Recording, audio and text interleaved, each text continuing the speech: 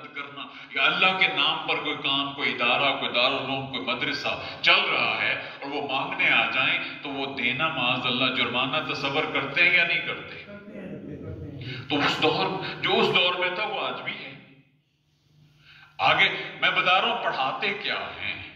حضور صلی اللہ علیہ وسلم کی حدیث پڑھائی کہ تم میں سے بہترین شخص وہ ہے جو اپنے گھر والوں کے ساتھ بہتر ہے۔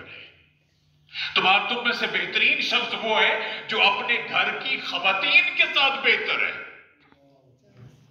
سوچیے، ہم اپنے گھر میں رہتے ہیں، ہر کسی کو اپنے گھر کا حال ہے بھائی، ہم اپنی بچیوں بیٹیوں یا اہلیہ کو کیسے بلاتے ہیں کہ ہم اپنی بیٹیوں کو، اپنی خواتین کو اپنے گھر کے معاملات میں اسی طرح انوالو کرتے ہیں مشورہ کے لیے، اسی طرح عزت دیتے ہیں جیسے مردوں کو دی جاتی ہے؟ نہیں، زمین آسمان کا فرق ہے۔ شریعت کہتی ہے بہترین تم میں سے وہ ہے جو گھر کی خواتین کے ساتھ اچھا ہے۔ ہم اپنے اوپر شریعت لے کے چل پڑتے ہیں اور بچیوں بیٹیوں خواتین کو نہیں تو نکل جائے، تیرا کام نہیں ہے۔ استغفر اللہ معاذ اللہ۔ بہت ساری چیزیں، یہی وہ چھوٹے چھوٹے سبجیکٹس ہیں اور 2 گھنٹے کا نہیں ہوتا۔ وہ پچھلے مرتبہ میں نے 1.25 گھنٹے میں ختم کر دیا، کیونکہ پمفلٹ بنا کے ان کی کاپیز بنا لیتے ہیں، جاتے ہوئے ان کو کہتے ہیں آپ اپنے ساتھ لے جائیں، 1 ہفتہ بھر آپ پڑھ لیں، سمجھ لیں، ہفتے بعد آئیں گے نیا سبجیکٹ ہوگا، نئی چیز ہوگی، اس کو پڑھا دیں گے، بات سمجھ میں نہیں آئے گی، آپ کے پاس آدھا گھنٹہ آپ سوال و جواب کر لیں، اس سبجیکٹ سے ریلیونٹ سے انشاءاللہ جواب دوں گا، اور جو جواب نہ بن پایا اسی وقت مفتی صاحب کو فون کر کے پتہ کر لیں گے کہ ہمیں اس کا مسئلہ چاہیے۔ مقصد کیا ہے کہ آپ جب آؤ گے کچھ سیکھنے آؤ گے، اسی سبجیکٹ کو لے لینا، اسی سبجیکٹ کو لے لے۔ اور سرکار غوث اعظم حضور علیہ السلام کی یہ حدیث پاک ابو ہریرہ رضی اللہ تعالیٰ عنہ راوی ہیں، وہاں اس دن میں نے مجلس میں بھی کوٹ کی تھی، حضور نے فرمایا بہترین مسلمان وہ ہے جو علم حاصل کرے اور پھر حاصل کر کے اپنے مومن بھائی کو سکھائے۔ حضور علیہ السلام جو علم حاصل کرے اس کو بہترین مانے، اور پھر جو سیکھا اس کو صرف اپنے اندر قبر میں نہ لے کے جاؤ، اس کو ایکسپلور کرو، لوگوں میں بانٹو۔ یہی کرتے ہیں ہم۔ تو مقصد آپ کو آج کی گفتگو کا میں آیا تھا، سورہ کہف کا مضمون لے کر آیا تھا کہ آپ کو کہف کے مضمون سے سمجھاؤں گا اللہ کے ولیوں کا مقام اور اللہ کے ولی کیوں بنے، لیکن بات چونکہ چل نکلی ہمارا ٹائم اس پہ پورا ہو گیا۔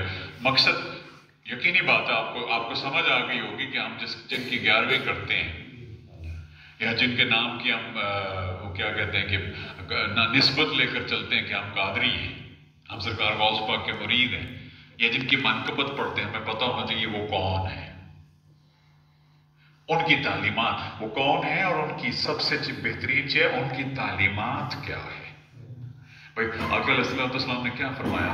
سیدہ عائشہ صدیقہ راویہ ہیں، آپ فرماتی ہیں حضور علیہ السلام، حالانکہ حضور علیہ السلام کو توبہ کرنے کی حاجت نہیں تھی، امت کو بتانے کی خاطر نمونے کے طور پر آقا علیہ السلام دن میں 70 مرتبہ اللہ کی بارگاہ میں استغفار پڑھتے تھے۔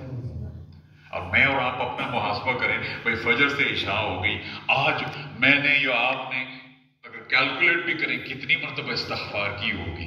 ہمارے لیے ہم حاجت مند ہیں کہ اللہ کی بارگاہ میں 70 سے زیادہ مرتبہ استغفار کریں، اس سے توبہ مانگیں۔ آقا علیہ السلام نہیں ہے، لیکن حضور نے یہ عمل کر کے بتایا، لوگوں اگر میں کر سکتا ہوں تو تم کس گیٹ کے مولی ہو، تم کیوں نہیں کرتے؟ آپ نفل نماز میں قیام فرماتے، معروف حدیث ہے نا، پاؤں مبارک میں ورم آ جاتا، تو سیدہ عائشہ فرماتی ہیں آپ تو اللہ کے نبی اتنی تکلیف کیوں؟ کیا فرمایا؟ عائشہ تم نہیں چاہتی میں اس کا مالک کا شکر گزار بندہ بنوں؟ سبحان اللہ۔ نمونے کے طور پر اب ہم دیکھیں، پھر وہی آ جاتی ہے بات، امام کھڑا ہو کر تھوڑی لمبی سورہ تلاوت کر دے، پچک پورے کھنگڑ لگ پاتے ایسے، وجہ کیا؟ اکتاہٹ ہو جاتی ہے، دلچسپی نہیں ہے۔ اپنے اندر دلچسپی لانی چاہیے، ہمیں چینج کر، کسی عمر میں بھی تبدیلی آ جائے، کسی عمر میں آ جائے، کوئی قید نہیں ہے، ہمیں اپنے اندر چینج لانا چاہیے، اپنے اندر ایک جس کو کہتے ہیں نا کہ سیکھنے سکھانے کا کلچر پیدا کرنا چاہیے۔ یہی آپ کے پاس آنے کا مقصد ہوتا ہے، یہی سب کچھ یہاں بیٹھنے کا مقصد ہوتا ہے. نہ میرا آپ سے کچھ لینا دینا نہ آپ کا. لینا دینا تو حشر کے روز پتہ چلے گا جب ہم جمع ہوں گے. میں نے آپ کو حدیث پاک بیان کی تھی، حضور صلی اللہ علیہ وسلم نے فرمایا جو ایک دوسرے سے پیار کرتے ہیں نا، محبت کرتے ہیں صرف اللہ کی رضا کی خاطر، قیامت کے دن مالک ان کے سامنے لا کھڑا کرے گا. آپ کہیں گے مولا میں تو اسے عرصے سے، اللہ فرمائے گا تو اسے پیار کرتا تھا، آج جن سے تجھے محبت تھی ان سب کو تمہیں ملا دیا ہے. اور سورہ یاسین شریف پڑھے، جنت میں جنتی ہمیں تو نہیں، اللہ کرے پتہ نہیں کیا حشر ہونا، اللہ معاف کرے. استغفر اللہ رب العالمین. بیان نہیں ہوتا کہ کیا کہتے ہیں کہ ایک گناہ ماں پیو ویکھے عمری منہ نہ لاوے، لاکھ گناہ مالک ویکھے پھر بھی پردے پاوے. ماں پیو دیکھ لے نا، ماں باپ دیکھ لے میرا بچہ یہ گناہ کر رہا ہے، وہ لاٹھ اٹھا کے اگر دعا ہو جائے تیرے لیے ختم ہو گئی ہر چیز. اللہ کی ذات بار بار گناہ کرتے دیکھتا ہے، بار بار کرتے دیکھتا ہے، پھر بھی کہتے ہیں ممکن ہے میرا بندہ مجھ سے توبہ کر لے اور میں معاف کرتا ہوں.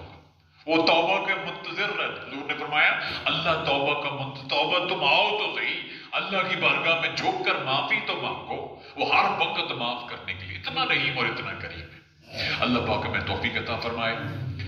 تو پھر سے کہوں گا اتوار کو اب 10 بجے ہم شروع کرتے ہیں اور 11 بجے انشاءاللہ ختم کر دوں گا. وہ جو لمبا ٹائمنگ اس لیے ہوتا ہے کہ سارے سبجیکٹ کو پڑھنا ایک چیز کو، اس کی ضرورت نہیں ہوتی کیونکہ پمفلٹ بنا کے رکھے ہوتے ہیں. جی تو اس ہفتے میں توقع کروں کہ آپ لوگ آئیں گے. کب آئے؟ اتوار جو ہے. کہاں پہ؟ میرے گھر پہ. اللہ کرے جگہ تنگ پڑ جائے تو ہم بغیچے میں چلے جائیں گے انشاءاللہ. آپ آئیے انشاءاللہ. آپ انجوائے سے مراد آپ سیکھنے سکھانے کا جو کلچر ہے نا اس میں، اور اللہ کی قسم کوئی آپ جو میں نے فلیکس بنایا اس میں کوئی پوائنٹ آپ کو ملتا ہے، ہر مکتبہ فکر کا بندہ آ سکتا ہے، اس میں کوئی قید نہیں ہے. نہ کوئی ایسا معاذ اللہ نفرت امیز ہے کہ ان بچوں کو یا اس عمر کے بچے کے یا اس عمر کے بچے کے ذہن میں کوئی ایسی بات بٹھائی جائے، ایسا جملہ بتایا جائے تو انہیں یہ کرنا یا معاشرے میں نفرت ہے. اس وقت عالم یہ ہے، میں چل رہا ہوتا ہوں، یقین مانیے صبح شام شبانہ روز کا، دوسرے کو مکتبہ فکر کا بندہ سامنے آ جاتا ہے تو سلام کرنا بھی گوارا نہیں ہوتا. بچوں کو دیکھا ہے، بچوں کو بھی ایک کلچر بنا دیا گیا. اللہ کرے یہ کلچر ختم ہو، محبت اور اخوت کا، پیار کا یہ رشتہ تعلق جو ہے یہ فضا قائم ہو، نفرتیں ختم ہو، محبتوں اور پیار کے کلچر کو عام کیا جائے. جزاک اللہ خیر. دی وما علینا الا البلاغ المبین. آمین. الحمدللہ رب کریم والسلام علی اشرف الانبیاء والمرسلین وخاتم النبیین. اللہم صلی علی نبینا محمد وعلی آلہ وصحبہ وبارک وسلم. اللہ تیری بارگاہ میں حاضر ہماری حاضری قبول فرما. رب کائنات جو سیکھا سکھایا اس پر عمل کرنے کی توفیق عطا فرما. پڑھنے پڑھانے میں غلطی کوتاہی کو اللہ معاف فرما. اللہ معاف فرما. ہمیں توفیق عطا فرما. ہمیں توفیق عطا فرما. رب کائنات قرآن مجید حضور علیہ السلام کی سیرت طیبہ کو پڑھنے، سمجھنے اور اس پر عمل کی توفیق عطا فرما. نماز پنجگانہ کی پابندی عطا فرما. اللہ اس مسجد کو سجانے، سنوارنے، ہر طرح سے آباد کرنے والے کے گھروں میں خیر کثیر عطا فرما. اللہ جو یہ ہم سب کے یہ رزق پاک کا اہتمام کرتے ہیں ان کے گھر میں اللہ اولاد نرینہ عطا فرما. ان کے گھر میں خیر کثیر عطا فرما. ان کے بزرگوں کا سایہ تعبیر ان پر سلامت فرما. ان کے رزق کاروبار میں برکت فرما. اللہ سب کی خیر، سب کا بھلا. حضور علیہ السلام کی امت اللہ فلسطین سمیت جہاں بھی مسلمانوں پر ظلم اور اللہ مظلوموں کی مدد فرما. حضور کی امت کو فتح عطا فرما. حضور کی امت کو عروج عطا فرما. آقا علیہ السلام کی امت کے لیے اللہ امت مسلمہ کو دست بازو بننے کی توفیق عطا فرما. اللہ جو مظلوم ہے ان کی حفاظت فرما، انہیں طاقت عطا فرما. دین دشمن طاقتوں کا خاتمہ فرما. حق کا بول بالا فرما. حق کا بول بالا فرما یا رب. اللہ فتح عطا فرما. اللہم انصرنا فإنک خیر الناصرین. اللہم اغفرنا فإنک خیر الحافظین یا رب العالمین. اللہم اغفر لنا ولوالدینا وازواجنا وذریاتنا شیوخنا جمیع المؤمنین والمؤمنات. ان اللہ وملائکته یصلون علی النبی یا ایها الذین آمنوا صلوا علیہ وسلموا تسلیما. اللہم صل علی نبینا محمد وعلى آلہ وصحبہ وبارک وسلم. ربنا تقبل منا انک انت السمیع العلیم. تب علینا یا رب انک انت التواب الرحیم. آمین آمین برحمتک یا ارحم الراحمین. جزاکم اللہ خیر. اگلے ہفتے سوال آپ سے ہوں گے کہ سرکار